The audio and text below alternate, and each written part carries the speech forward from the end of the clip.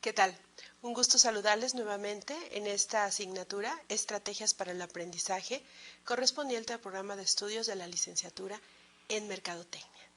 Hoy tendremos la oportunidad de revisar y de adentrarnos a la unidad número 3 que se llama Aprender a Aprender. Considero que es una de las unidades que tiene mayor peso dentro de lo que es nuestra asignatura y que seguramente a ustedes les despertará interés y les podrá responder a muchas de las preguntas que ustedes se han planteado hasta este momento. Creo que la base principal por la que podemos nosotros empezar a trabajar esta sesión 3 es ¿por qué la importancia de aprender a aprender? ¿Por qué no seguir trabajando con esa forma tradicional? ¿Por qué no seguir aprendiendo bajo esa forma tradicional en la que tú como profesor me provees de información, yo la recibo, la tomo nota en un cuaderno o en una hoja para posteriormente solamente presentar un examen y quedarme en la etapa del proceso de memorización? ¿Por qué es importante que comprenda primero, luego memorice y dentro de esta base de comprensión yo pueda percibir, acomodar y asimilar toda la información que me estás proporcionando como profesor? Creo que ese es el planteamiento básico que en esta unidad 3 tendremos la oportunidad de hacer más amplia esta información y que entonces podamos concientizarnos de la relevancia y el impacto que tiene hoy día el aprender a aprender. Bien, revisemos en esta cuarta sesión, donde precisamente iniciamos nuestro tópico de aprender a aprender, cuáles son tanto el objetivo particular como el objetivo específico que buscamos lograr al final de las sesiones. Al término de esta unidad, nos dice nuestro objetivo particular, ustedes como estudiantes conocerán los antecedentes y la relevancia que el término aprender a aprender tiene en el contexto en el que actualmente estamos viviendo, así como los distintos métodos para apropiarnos del conocimiento. El objetivo específico dice que al término de la sesión, ustedes como estudiantes comprenderán las características y el proceso de aprender a aprender, la relación que tiene con el pensamiento crítico y la conceptualización de lo que refiere o lo que significa el método inductivo. Esto es, en esta cuarta sesión, la primera de nuestra unidad Aprender a Aprender, nosotros tendremos la oportunidad de afianzar lo que es la relevancia y el concepto de aprender a aprender, y también entraremos a algo muy interesante que son los distintos métodos de estudio de aprendizaje que conocemos y empezaremos conociendo el método inductivo. Vayamos a revisar cada una de nuestras diapositivas. Bien. Nuestro tercer tema, Aprender a Aprender, iniciamos con la conceptualización. Revisemos nuestra diapositiva. Dice, los cambios y modificaciones que se están suscitando con los alumnos no pueden pasar desapercibidos para los educadores. Las actividades de nuestros docentes se vuelven cada vez más complejas y difíciles. Y por esto, pues se requiere de una revisión de conceptos clásicos de aprendizaje que también deben cambiar y adaptarse a esta revolución de información. Recordemos que en el siglo XX, según algunas informaciones que se han manejado en algunos artículos de revista, se ha comentado que todo el avance tecnológico, todo el avance de información, esta nueva sociedad del conocimiento que se ha dado a fines del siglo XX y a principios de nuestro siglo XXI, pues representa mucho más de lo que en información y en lo que investigación y en lo que en conocimientos se nos dio desde siglos antes hasta el siglo XIX. Esto es, el siglo XX ha sido un siglo clave para el ser humano, porque es donde realmente se ha manejado una cantidad impresionante de información y el ser humano hemos tenido la oportunidad de poder crecer y desarrollarnos mejor como seres humanos, como profesionistas o como especialistas en nuestras distintas áreas. Dice nuestra diapositiva, el desarrollo de diversas capacidades especial atención al aprendizaje de habilidades nos van a permitir que aprender se traduzca en poder interpretar, en poder organizar, analizar y utilizar la información de la mejor manera posible. Si ustedes revisan nuestra lámina, nuestra ilustración en la diapositiva, verán una antigua escuela.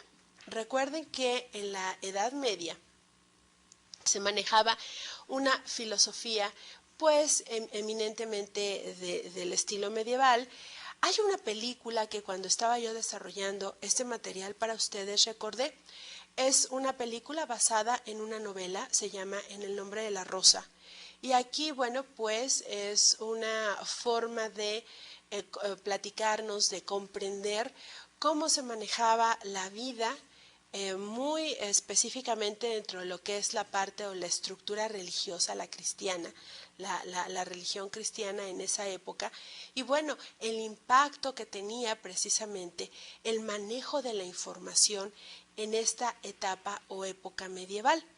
A las personas que tenían el poder en ese momento, pues que era precisamente el clero dentro de lo que es el círculo religioso, el círculo cristiano, no era de su importancia o no era de lo más importante para ellos que las demás personas, los monjes o los sacerdotes, tuvieran información o tuvieran el acceso a algunos otros escritos, a algunos otros pensamientos o corrientes o filosofías que fueran más allá de lo estrictamente necesario, en este caso dentro de los conventos. Entonces, bueno, la trama se desarrolla dentro de un convento donde se han registrado varios asesinatos u homicidios y no se sabe por qué. Hacen traer a una persona muy inteligente del mismo grupo, de los mismos monjes, que en este caso está personificado o protagonizado por Sean Connery, y él es el que lleva el peso de este desarrollo de esta trama,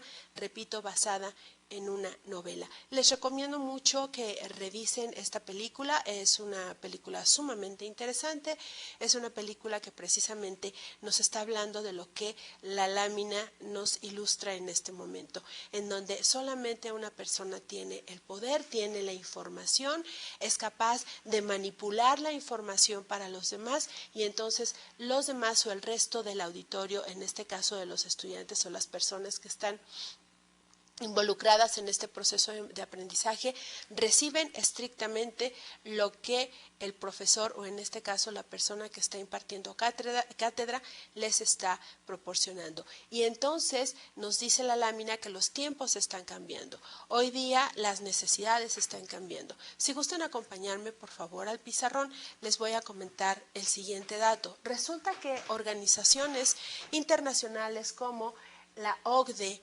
UNESCO y el Banco Mundial en los últimos años, en la última década del siglo XX y a principios de este siglo XXI, bueno, pues nos han dicho que ellos han detectado a través de sus investigaciones muchas insuficiencias en los resultados educativos.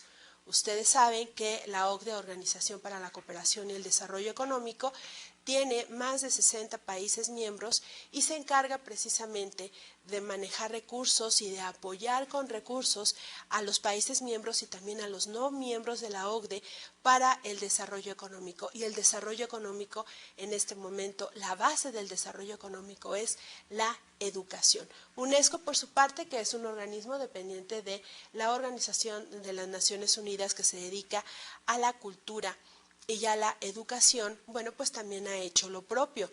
Ellos en un momento, hace algunos años, han estado manejando el desarrollo, la investigación en el ámbito educativo.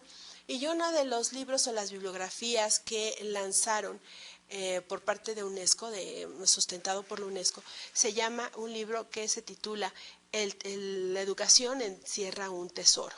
Y este libro nos habla, es una compilación de varios autores, de cómo la educación viene a transformar a muchos países y a situaciones graves que se viven en esos países por falta de desarrollo económico. Entonces, la OCDE, uno de sus fundamentos es precisamente ese, de poder apoyar con recursos a estos países que necesariamente requieren del desarrollo en el ámbito educativo, por ejemplo.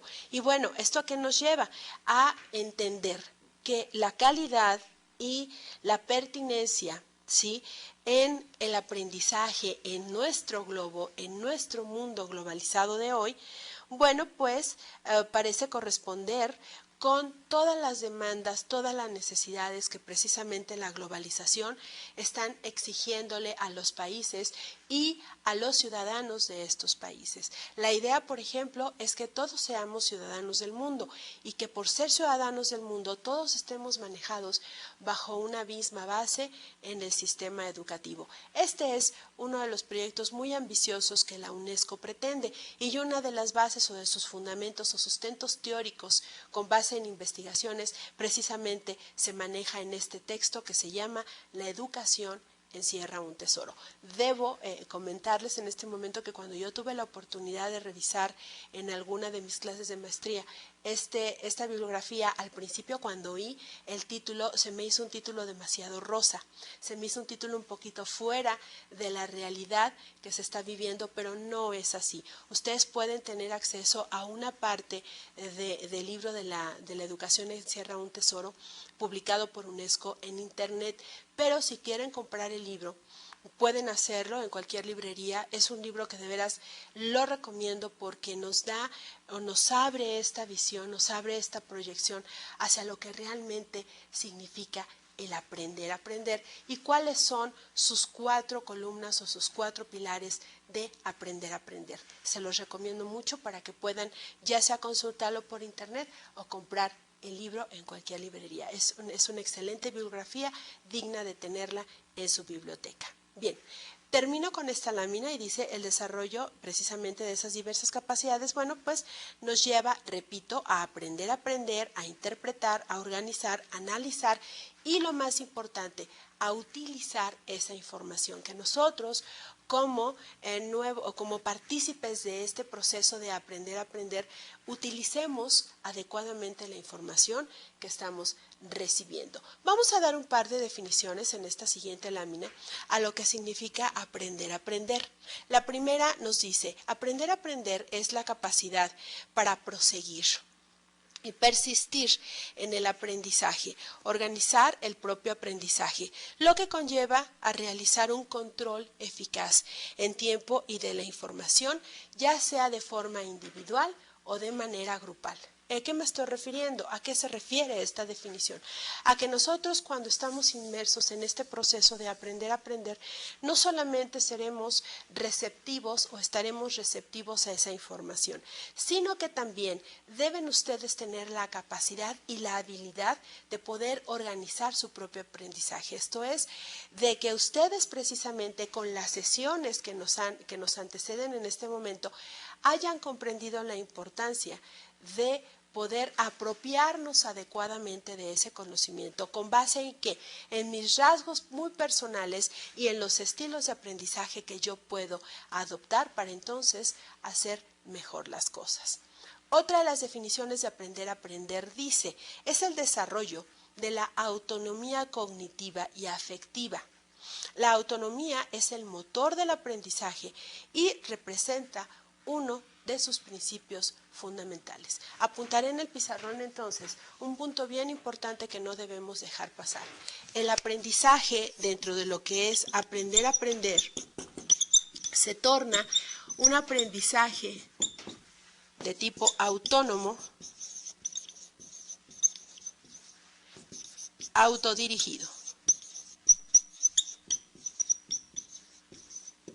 que nosotros mismos, de acuerdo a nuestras capacidades, a nuestros estilos de aprendizaje, a nuestras necesidades, aptitudes y actitudes, podamos manejar una organización tal de información que todo ese conocimiento previo lo rescate, construya nuevos conocimientos, pero lo llegue a hacer de una manera independiente, autónoma y autodirigida. Y eso es lo que pretendemos que ustedes aprendan en este momento, a ser autónomos, son dueños de su tiempo, son dueños de sus propios recursos y entonces aprovecharlos para que este aprendizaje también se dé de una manera autodirigida, que ustedes sean capaces de establecer sus propios ritmos de estudio, de establecer sus propios ritmos para lecturas, su propio ritmo para la búsqueda de información, para la construcción de productos de aprendizaje y para entonces poder aprovechar y poder saber hasta dónde he llegado a la comprensión de estos conocimientos para decir que he tenido un aprendizaje significativo. Bien, ¿cuáles son las características del proceso de aprender a aprender? Como todo sistema, bueno, pues debemos llevar un proceso, una serie de pasos que nos ayudarán a obtener o a estar precisamente situados en esa organización de información y hacer de ese aprendizaje un aprendizaje autónomo y autodirigido. Dicen los siguientes puntos de nuestra diapositiva. La adquisición y uso adecuado de estrategias cognitivas, es decir, de los procesos reflexivos que implican realizar una tarea. Y aquí es donde manejamos los términos de percepción, asimilación, acomodación, transferencia, retroalimentación, términos que vimos en el proceso de aprendizaje que estamos rescatando también dentro del proceso de aprender a aprender. Entonces, yo debo ubicar perfectamente bien cuando estoy manejando el término, cuando estoy en el proceso de percepción, cuando estoy en mi proceso de asimilación y cuando estoy en mi proceso de acomodación, de asimilación y acomodación de conocimientos. Recuerden que aquí ahora sí que recuerden que la memoria es un elemento bien importante que forma parte fundamental de este proceso de aprender a aprender. Recuerde que es recuperación de información o de experiencias personales o profesionales previas. ¿Ok? Otro punto, nuestra diapositiva nos comenta que el aprendizaje y utilización de estrategias se manejan ya que nos permiten hacer una reflexión de nuestros propios procesos de pensamiento. Volvemos a retomar la idea. Todas las personas somos distintas, tenemos rasgos de personalidad totalmente diferentes y bueno, pues entonces debemos identificar cuál es el propio proceso de pensamiento. Fíjense que dentro de la experiencia profesional yo me he topado con alumnos, y ya lo había comentado, que son visuales, que son auditivos o son kinestésicos, pero también hay alumnos que tienen una distinta forma de observar y de proyectar sus pensamientos. Y hagan una prueba. Ustedes cuando van a dibujar o cuando pretenden dibujar algo que vieron o representar a través de un dibujo, algo que ustedes visualizaron o observaron, normalmente lo hacen en forma de perspectiva. Esto es, ubican un punto en el centro de la hoja y de ahí parten para entonces poder plasmar lo que han observado. Hay personas, hay individuos que lo hacen de diferente forma, tienen una proyección de tipo dimensional muy distinto, porque estas personas iluminan pero proyectando como si vieran de arriba hacia abajo. Y esto es sumamente interesante. ¿Por qué? Porque tienen una visión distinta, porque su pensamiento y su proceso de información dentro de su cerebro funciona de distinta forma. También los diestros y los siniestros tienen ciertas particularidades porque sus hemisferios trabajan de diferente forma. Y de aquí también rescatar esta información o este dato valioso. Los hombres normalmente o comúnmente trabajan más con un hemisferio que con el otro, y de ahí entonces que los hombres son más analíticos y son más, trabajan esta parte del número y esta parte del cálculo matemático y el razonamiento con más facilidad que las mujeres, porque las mujeres trabajamos con el otro lado del hemisferio y entonces somos más emocionales, somos más sentimentales y nos dejamos llevar más por la parte afectiva. Esto no limita a que haya hombres que trabajan o incluso mujeres también, que trabajan con ambos hemisferios y que pueden estar manejando esas características en el proceso de aprendizaje, que son excelentes en la parte del razonamiento analítico o numérico, pero también su parte afectiva la desarrollan de forma adecuada. Entonces, es importante establecerlo en este proceso de aprendizaje, de aprender por aprender, porque conoceremos o identificaremos nosotros qué tan la parte del raciocinio, qué tan racionales somos o qué tanto afectivos también estamos siendo. Ok. Continuamos entonces con el siguiente punto, dice el punto 2 de la diapositiva. El aprendizaje y utilización de estrategias van a permitir hacer la reflexión de nuestros propios procesos de pensamiento que acabo de mencionar, el desarrollo y aplicación también de distintos modelos conceptuales. En las próximas sesiones tendremos la oportunidad de conocer algunas técnicas de aprendizaje y en esas técnicas de aprendizaje ustedes serán capaces de identificar de todas estas técnicas cuál es la que más les gusta. Y estoy hablando de gustar porque se refiere mucho a su modelo conceptual, cómo ustedes conceptualizan, como lo dije hace un momento, si lo pueden hacer en una forma perspectiva o lo pueden proyectar incluso como si fuera una forma tridimensional. Hay gente muy visual que tiene esa habilidad extraordinaria que yo siempre he admirado, que son personas que son capaces de ver los cubos y de abrir cubos y contar los números de cuadros. Esta capacidad tridimensional no cualquiera la tiene y bueno, es digna de mencionarse porque no todos contamos con esa gran habilidad. También incluye la conciencia de las necesidades y procesos del propio aprendizaje. Ustedes establezcan desde este momento cuáles son sus necesidades, cuáles son sus expectativas en este sentido del estudio de su licenciatura. Y con base en esto, bueno, pues entonces hagan conciencia, autodisciplínense, manejen una hora determinada, utilicen los recursos, háganse de los recursos, acomoden los recursos que ustedes van a necesitar para desarrollar esta actividad y que lo hagan entonces con su propio ritmo. Este propio aprendizaje lo van a desarrollar gracias precisamente a este proceso de aprender a aprender.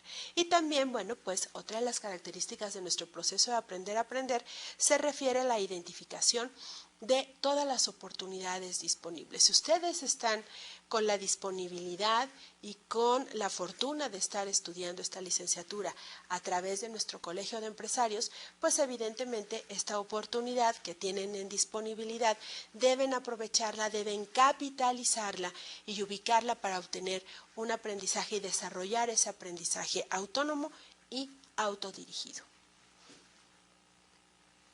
Continuamos comentando algunas características del procedimiento de aprender a aprender. Dice nuestra diapositiva, la habilidad para superar obstáculos con el fin de aprender con éxito.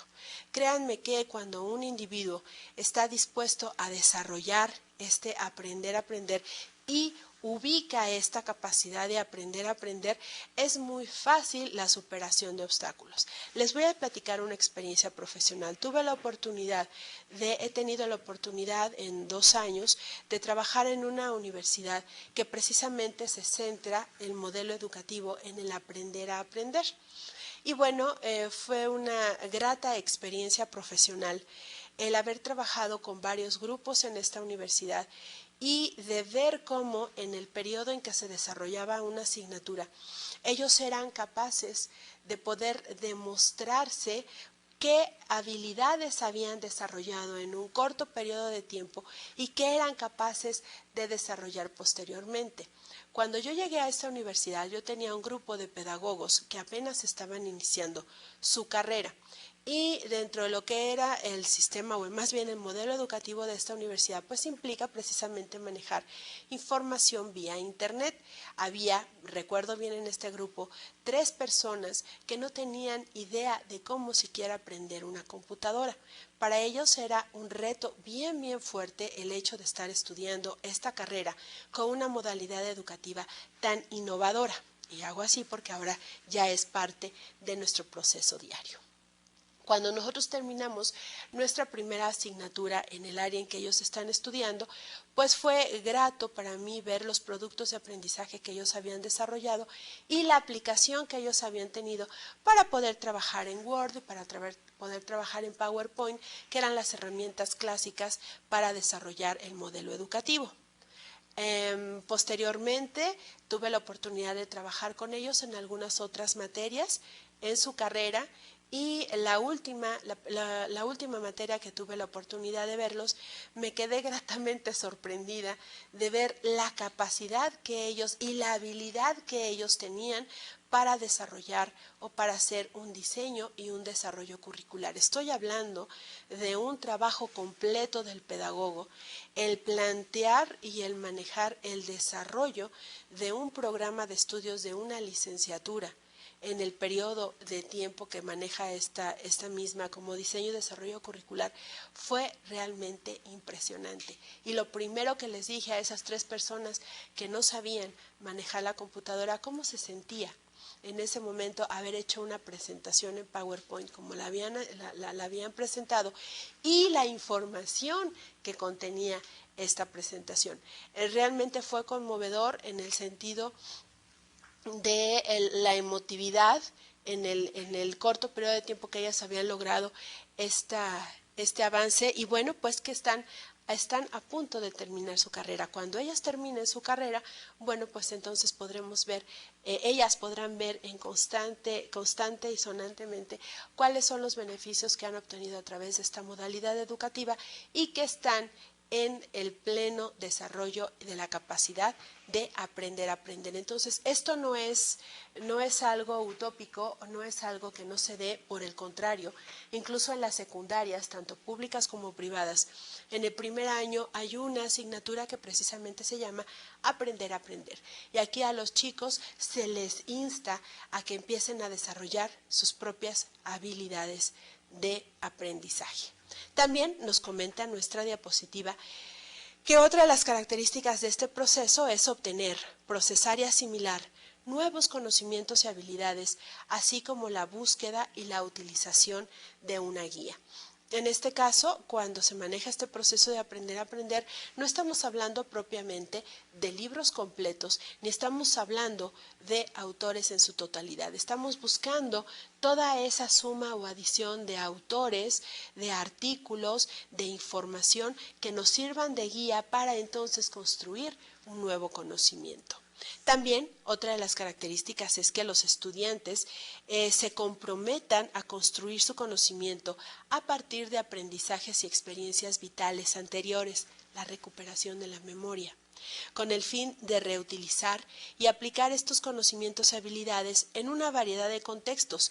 Y estos contextos implican que puedan desarrollarlos en la propia casa, que lo puedan desarrollar en el trabajo, que lo puedan desarrollar en su propia educación y también, ¿por qué no?, hasta en la instrucción. Entonces, esta característica del proceso de aprendizaje nos lleva no solamente a aplicarlo en esta práctica que ustedes tienen, en este desarrollo que ustedes tienen de estudio de la licenciatura, también lo pueden aplicar de manera personal o lo pueden aplicar posteriormente con base en la instrucción. El tercer punto que nos compete o que nos ubica o ocupa en aprender a aprender es hacer una comparación de lo que es un pensamiento esponja contra un pensamiento crítico. Vamos primero a analizar qué es el pensamiento crítico y en un momento les digo por qué. Dice nuestra diapositiva que el pensamiento crítico es una forma de pensar de manera responsable relacionada con la capacidad de emitir buenos juicios. Es una forma de pensar por parte de quien está genuinamente interesado en obtener conocimiento, ¿sí?, y buscar la verdad y no simplemente salir victorioso cuando está argumentando. Eso lo dice el autor Hipólito González. Y bueno, vamos a hacer un breve análisis de lo que es esta primera definición que nos habla del pensamiento crítico. vamos a manejar el raciocinio, pero en términos de buenos juicios. Y la idea básicamente del pensamiento crítico es que yo pueda obtener conocimientos y buscar la verdad. Y si yo hago una relación con lo que hemos visto en sesiones anteriores, hablábamos de el estilo de aprendizaje teórico, de donde la gente o las personas que son puramente teóricas siempre buscan obtener nuevo conocimiento y la verdad, pero desde el punto de vista de sustento. ¿Qué es lo que está pasando? ¿De dónde estoy sacando la información? Esto no se limita simplemente a los teóricos. También los pragmáticos buscan la verdad aplicando técnicas. También los activos buscan la verdad a través de esa actividad, de esa manera de moverse o de motivarse dentro de un mismo grupo, por ejemplo. Y qué decir también de los reflexivos a través de la observación, bueno, pues también están buscando la verdad.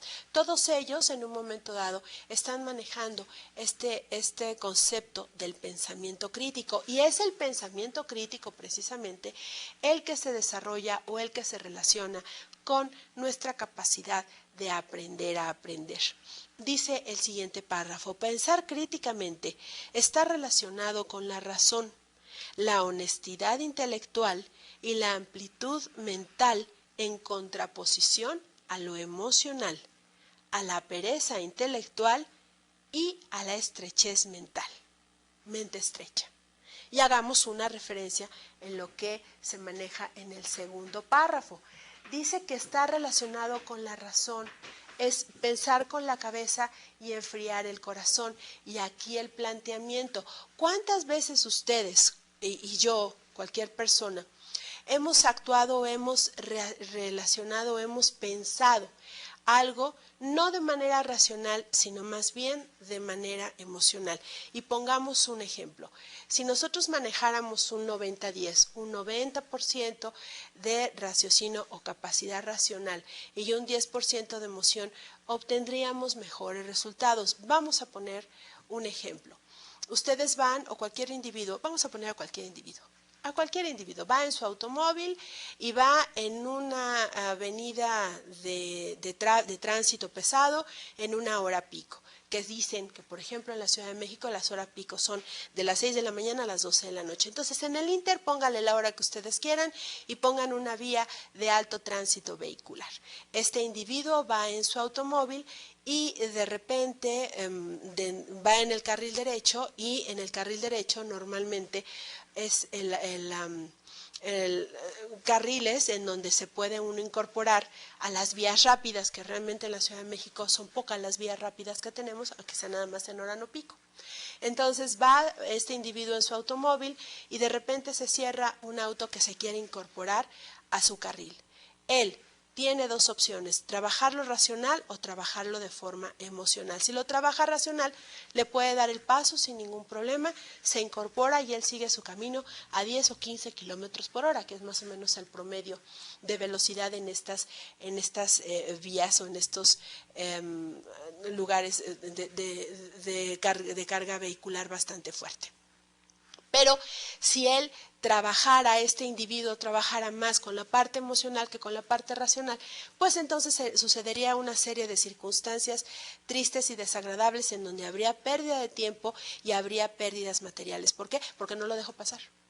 Así de fácil, porque yo soy yo y la parte emocional en la que a mí me domina en ese momento, no tengo un pensamiento crítico, no estoy pensando que él tiene tanta más prisa que tengo yo y que estamos atorados en medio del tráfico. Yo soy el primero que tiene que pasar, le aviento el carro, no alcanzo a frenar, le rayo el carro, bajamos, hacemos una gran discusión, estamos entorpeciendo el tráfico y estamos haciendo que las otras personas también paguen las consecuencias de la parte emocional. Y estoy hablando mínimo de perder 3 horas en lo que llega el seguro, en lo que se ponen de acuerdo, y si no me toca a alguien agresivo o alguien tan emocional como yo, podemos terminar hasta en el hospital, si no es que en el cementerio. Y no estoy exagerando. Ustedes y yo sabemos que esta es una realidad. Normalmente el ser humano, cuando trabaja más la parte emocional, es cuando obtenemos menos resultados positivos que si trabajáramos con la parte racional. Si lo llevo a los ámbitos educativos, si yo tengo, por ejemplo, frente a mí un grupo donde el pensamiento es más emocional que racional, lo que puede suceder es que entre estos alumnos se dé un poquito la apatía o la pereza intelectual. Y es lo que nos están reflejando en un aprendizaje tradicional. Llego, me siento, paso lista, levanto la mano, el profesor escribe en el pizarrón, escribo en mi cuaderno, volteo a ver a mis compañeros, si me hacen segunda podemos hacer nuestro ambiente dentro del salón y no pasa nada. Pero si no, termino, cierro mi cuaderno, me paro y soy uno más de la clase, el número 5 de la clase porque es en orden alfabético. Desafortunadamente, eso es lo que nos trabaja el aprendizaje tradicional. Afortunadamente para ustedes y para nosotros, como colegio de empresarios, estamos buscando una nueva forma de aprender. Y entonces, aquí lo que se pretende en el aprender a aprender precisamente es llevarlos a un pensamiento de tipo crítico, a que ustedes trabajen ese raciocinio, desarrollemos juntos nuestras neuronas, nuestra capacidad de memoria y de utilización de nuestro cerebro sea todavía mucho más amplia a la que dicen los científicos. A mí no me consta, pero ya ven que dicen que el 4 o el 5% de nuestro cerebro es lo único que nosotros ocupamos en nuestra vida diaria. Bueno, pues vamos a darles el reto a quienes dicen eso y vamos a intentar buscar y vamos a intentar utilizar más de nuestra capacidad cerebral a través de qué, del raciocinio. Y eso es lo que busca precisamente el aprender a aprender.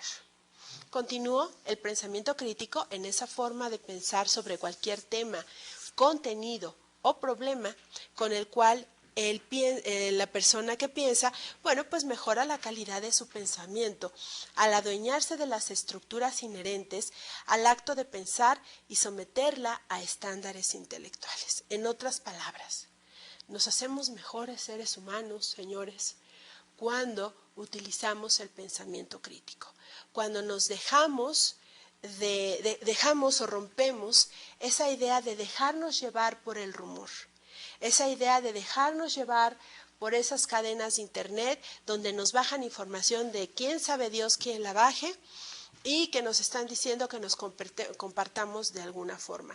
Yo quiero aprovechar este momento, hablando precisamente de estas cadenas en internet, que hagamos un frente y que empecemos a pasarlo como información a nuestros conocidos, familiares, amigos o nuestros contactos en nuestros correos electrónicos, que rompamos con esas cadenas de mala información de cualquier índole, de cualquier tema o de cualquier orden de ideas. Si yo no tengo una información donde me digan quién le está dando, un investigador reconocido de una universidad dice que en las últimas investigaciones de salud, bla, bla, bla, bla. Esa es una información fidedigna porque es alguien que está avalado por una universidad de prestigio. Dijo el analítico, el experto en análisis y el político señor X, que la situación bla, bla, bla, bla. Lo está diciendo una persona que es un analista político, que tiene una formación profesional y una experiencia profesional suficiente para entonces creer y entender y ser crítico en cuanto a sus apreciaciones. Y entonces yo ya formarme un pensamiento crítico basado en ¿qué?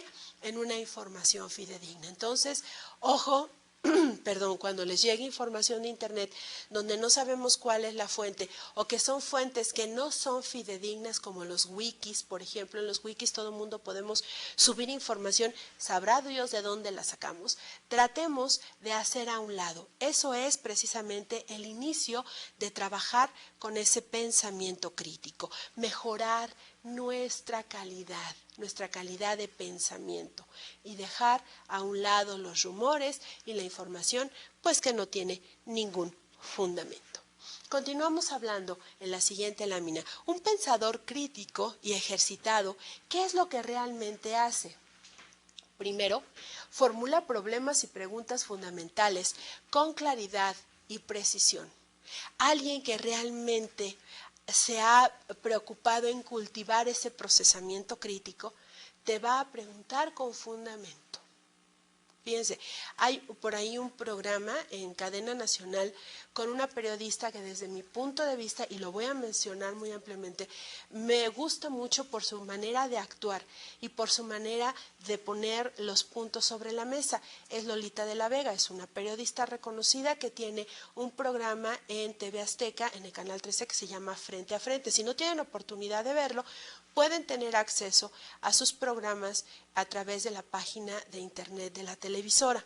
¿Y por qué mencionarla en este caso? He tenido la oportunidad de ver 2 o 3 programas con ella y ella maneja precisamente una mesa de debate con expertos en el tema que vaya a abordar y entonces se hace una serie de planteamientos claros y precisos. Y eso es lo que nos debe importar desde el punto de vista como pensadores críticos. Desde este momento, señores estudiantes de la carrera de licenciatura en Mercadotecnia, por favor, cambiemos nuestro pensamiento normal o común. No voy a hablar de un pensamiento esponja y en un momentito les digo por qué, sino cambiemos nuestro pensamiento, nuestro pensar cotidiano y transformémoslo en un pensamiento crítico. Seamos desde este momento pensadores críticos y establezcamos cuál es la forma más propia y adecuada de establecer fundamentos, de establecer preguntas de una manera clara y precisa. ¿Y saben cómo lo van a lograr?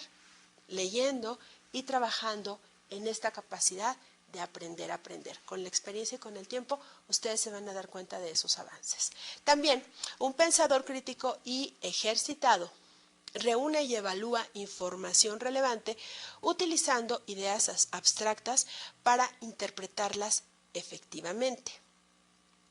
Llega a conclusiones y a soluciones bien razonadas y las somete a prueba, confrontándolas con criterios y estándares también relevantes. Y cuando hablamos de relevancia o hablamos de importancia, estamos hablando de confrontaciones o estamos hablando de criterios, pero basados también en un aspecto crítico o en un fundamento de tipo racional. También este tipo de pensador piensa con mente abierta dentro de los sistemas alternos de pensamiento, reconociendo y evaluando según sea necesario los supuestos, implicaciones y consecuencias prácticas de esto. En otras palabras, un pensador crítico no va a dejar llevarse por el chisme, perdón por la expresión, es muy coloquial, pero es la verdad, o por el rumor.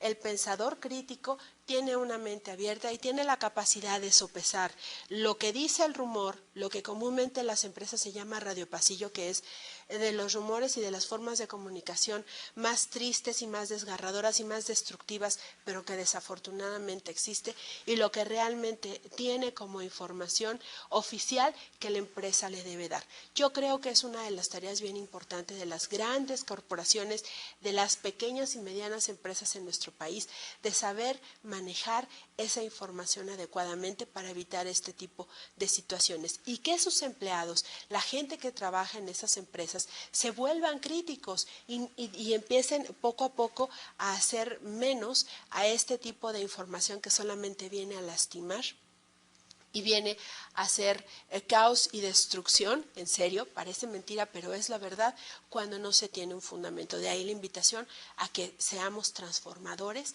de pensamientos comunes a pensamientos críticos. Y cierro esta diapositiva mencionando que el pensador crítico se comunica efectivamente con otros para idear soluciones a problemas concretos. Llevémoslo a un ejemplo. ¿Cuántas veces alguien ha ido a una junta toda la semana, ha terminado la semana y no pasa nada? No pasan del mismo primer punto porque no se ponen de acuerdo. Los pensadores críticos en 5 minutos pueden establecer cuál es el problema, alternativas de solución, la distribución de tareas o de actividades, la próxima reunión para ver resultados y presentarlos posteriormente. Esto es ser pensador crítico. Y como un ejemplo, Mafalda.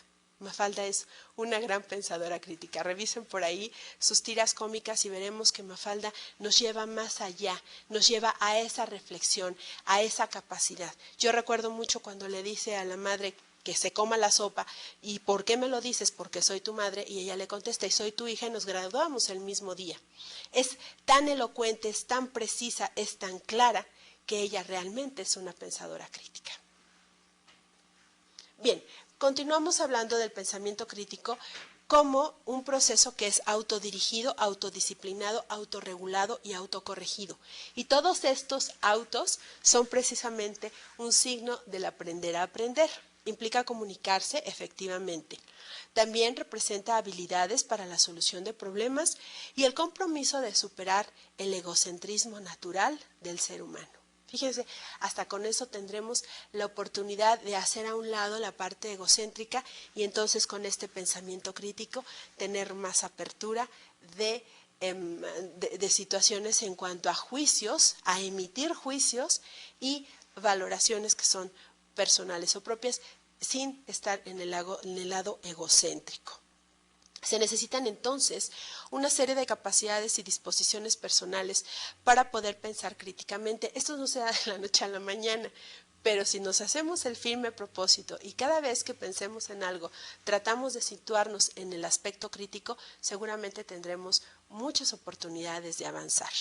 Pero, cierra la diapositiva, más importante aún es que exista una disposición general a pensar críticamente y el informe le da mayor valor a esta que a poseer destrezas intelectuales de orden superior.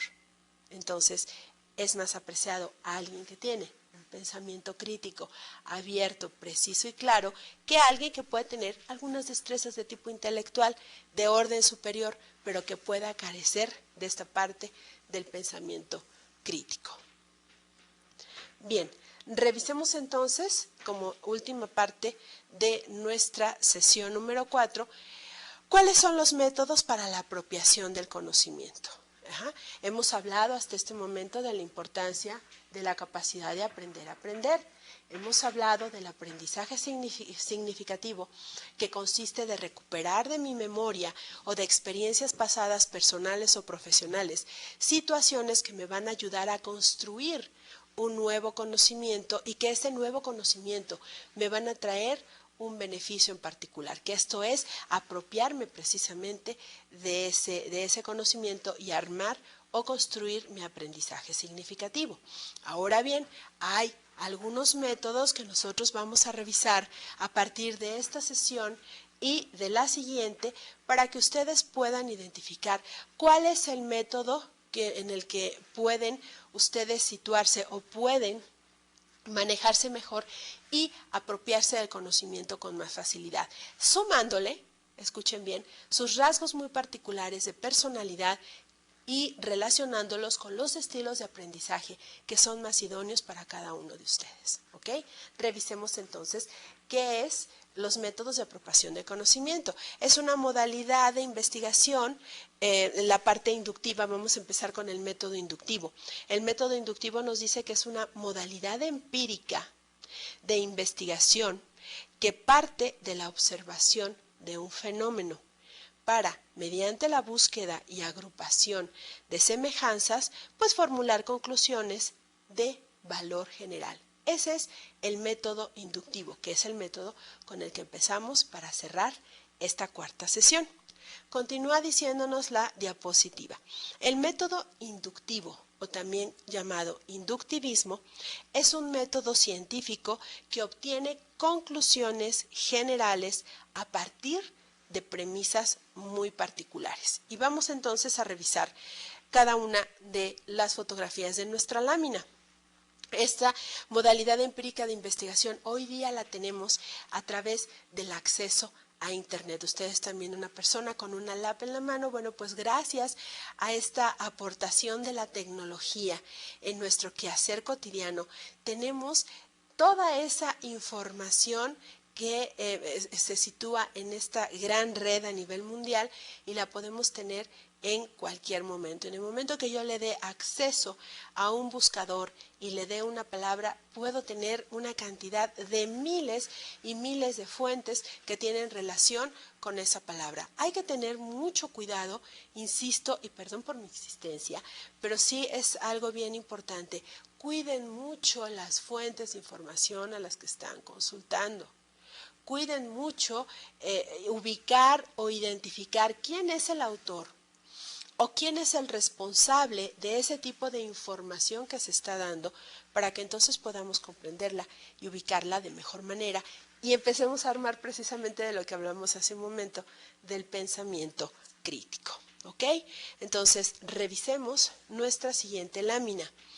El método inductivo se trata de un método científico mucho más usual, es el que comúnmente los seres humanos manejamos y se caracteriza por 4 etapas básicas: la observación y el registro de todos los hechos, el análisis y clasificación de los hechos, la derivación inductiva de una generalización a partir de los hechos y posteriormente la contrastación. Si revisamos conjuntamente la ilustración de nuestra diapositiva, vemos que parte de los hechos o la realidad, y vemos ahí algunos edificios que evocan una ciudad densamente poblada, podríamos situarlo bajo ese orden de ideas. Luego vamos a ver que esto nos lleva a establecer una hipótesis. Si pasa esto, entonces la consecuencia es aquello. Acuérdense que una hipótesis lleva alguna alternativa de respuesta o de solución y ahí nos lleva a hacer una breve deducción. Y en la deducción entonces ya se lleva a teorías, leyes o modelos que nos llevan a una contrastación para manejar una ley. Pero nos quedemos en la primera parte, en la forma inductiva. En esa primera fase que nos está recomendando, que nos está ilustrando esta fotografía, es donde se da primero la observación y registro de todos los hechos, el análisis y clasificación de los hechos, la derivación inductiva de la generalización a partir de estos hechos y de cómo contrastamos para entonces ya pasar al siguiente método que es el inductivo, que no va a ser visto en esta sesión, sino que abordaremos en nuestra sesión número 5. Fíjense, hay ejemplo, y aquí manejo un ejemplo bien sencillo de lo que es el razonamiento inductivo completo. Si lo vemos desde el punto de vista lógica, no se me espanten, aquí no vamos a ver lógica ni vamos a ver filosofía, pero sí consideré necesario manejar estos silogismos muy sencillos para entonces ejemplificar qué es el método inductivo. Pedro y Marta, que podemos estar personificándolos en esta primera fotografía, tienen 3 perros, Pancho, Pepe y Toto. Yo no estoy muy de acuerdo que a los perros les pongan nombres de personas, pero bueno, dice el ejemplo así, Pancho es de color negro, Pepe es de color negro y Toto es de color negro. Por lo tanto, todos los perros de Pedro y Marta son de color negro. Y bueno, pues ahí tenemos la segunda fotografía de la ilustración donde precisamente vemos 3 perros que se supone son de Marta y Pedro y que vemos físicamente que son perros de color negro. Ese es un ejemplo de razonamiento inductivo completo. Llevémoslo a la parte de la mercadotecnia, ¿qué les parece? Dice aquí, para cerrar con esta diapositiva, la inducción va de lo particular a lo general. Empleamos el método inductivo cuando, de la observación de los hechos particulares, obtenemos proposiciones generales, o sea, es aquel que establece un principio general, una vez realizado el estudio y análisis de hechos y fenómenos en particular. Vamos a suponer que una mamá, como lo podemos ver en nuestra fotografía, le tiene que comprar ropa a su hija. Es una pequeña, una niña de 6, 7 años aproximadamente. Entonces ella tiene una observación de hecho particular. La niña necesita un suéter y está dentro de una tienda de ropa especialmente para niñas. Y bueno, obtiene proposiciones generales. Aquí está el área de suéteres, aquí están todos los colores, todas las tallas disponibles y todos los modelos disponibles. Y va a establecer un principio general, va a tomar 1, 2 o 3 o 4 y ya que hizo todo el análisis, ella elige un suéter en particular y es el que le está presentando a la niña. Es el que le gustó, el que le va a quedar, el que va acorde con la ocasión para lo que lo va a utilizar, qué sé yo. Pueden ser 1000 razones por las cuales, pero todo empezó a partir de una observación. Yo llego a una tienda y veo en esa tienda toda la variedad de artículos que me está ofreciendo. Y entonces ahí empiezo a desarrollar el método inductivo. De ahí la importancia dentro del área de promoción de conocer y saber observar y manejar lo que es el merchandising, por ejemplo. Y el merchandising es precisamente la colocación de productos en un punto de venta para que represente una rotación y una venta dentro de ese lugar. Bien, resumamos entonces esta sesión platicando rápidamente del concepto aprender a aprender. Recuerden que el aprender a aprender es la capacidad que tenemos el ser humano para apropiarnos del conocimiento, pero bien importante, ¿sí? Vamos a lograr, como comentamos en nuestro pizarrón en esta última parte, que el aprender a aprender nos lleva como resultado obtener un aprendizaje autónomo, autodirigido. Y comentaba una de nuestras láminas que revisamos en esta sesión que también es autocorregido. Entonces, dentro de lo que son los procesos de aprender a aprender, vamos a revisar algunos métodos. El primer método que hemos visto en esta sesión se llama método inductivo. Es el método más común que utilizamos los seres humanos. Espero verlos en la próxima sesión. Gracias.